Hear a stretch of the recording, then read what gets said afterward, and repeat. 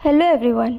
India में शादी के बाद डिवोर्स होने पर एक लीगल कॉन्सेप्ट चलता है एलिमनी पे करने का, जिसको कि गुजारा भत्ता भी कहते हैं। पर क्या आपको मालूम है कि इस पर टैक्स पे करना होता है या नहीं? नहीं मालूम है तो आज इस वीडियो को देखने के बाद आपको पता चल जाएगा। तो स्टार्ट करते हैं। Welcome to my channel miraculous taxes, the platform of learning and knowledge. सबसे पहले हमें ये समझना होगा कि एलिमनी या गुजारा भत्ता क्या होता है। डिवोर्स के बाद मेंटेनेंस के लिए और फाइनेंशियल सपोर्ट के लिए एक पार्टनर दूसरे पार्टनर को कुछ पैसे देता है जब किसी एक पार्टनर के पास सरवाइव करने के लिए सफिशिएंट पैसा नहीं होता या फिर वो खुद के फाइनेंसेस उठाने लायक नहीं होता है। ऐसे में लॉ के अकॉर्डिंग दूसरे पार्टनर की ये जिम्मेदारी बनती है कि डिवोर्स के बाद भी वो अपने एक्स को सपोर्ट करे। इस फाइनेंशियल सपोर्ट को कहते हैं एलिमनी और गुजारा भत्ता। इंडिया में हिंदू मैरिज एक्ट के अंडर ये एक इम्पॉर्टेंट कॉन्सेप्ट है और हिंदू मैरिज एक्ट ये कहता है कि या तो कोर्ट इस एलिमनी अमाउंट को डिसाइड करे या फिर दोनों पार्टीज़ आपस में बातचीत करके। जब कोर्ट एलिमनी डिसाइड करता है तब वो कुछ पैरामीटर्स को देखकर डिसाइड करता है, जैसे कि age, income, education, ability to earn, properties owned, dependents, duration of marriage etcetera. अब इम्पॉर्टेंट पॉइंट ये है कि एलिमनी रिसीव करने वाले पार्टनर पर टैक्स इम्प्लिकेशंस क्या हैं।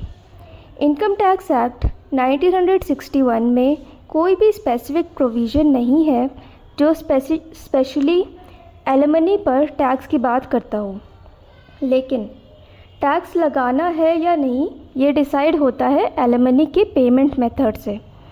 पेमेंट दो तरीक़ों से हो सकती है, या तो लमसम एलिमनी पे की जा सकती है या फिर रेगुलर पीरियोडिकल पेमेंट्स में। यदि एलिमनी लमसम में रिसीव हुई है तो उसको कैपिटल रिसीट माना जाएगा और उस पर कोई भी टैक्स नहीं लगेगा।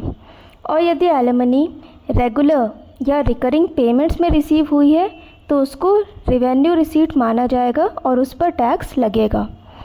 और यहाँ एक इम्पॉर्टेंट पॉइंट ये भी आता है कि जो स्पाउस पेमेंट कर रहा है अदर स्पाउस को, वो एलिमनी अमाउंट का कोई भी टैक्स डिडक्शन क्लेम नहीं कर सकता।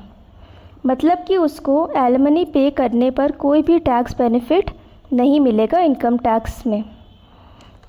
अब नेक्स्ट पॉइंट ये भी आता है कि तब क्या ट्रीटमेंट होगा जब एलिमनी को कैश में पे नहीं करके एसेट के फॉर्म में दिया गया है। नॉर्मली एक स्पाउस जब अपने पार्टनर को कुछ एसेट ट्रांसफ़र करता है बिना कुछ अमाउंट लिए तो उसको गिफ्ट माना जाता है, और क्योंकि हस्बैंड एंड वाइफ रिलेटिव्स की डेफिनेशन में कवर होते हैं इस गिफ्ट पर कोई भी टैक्स नहीं लगता।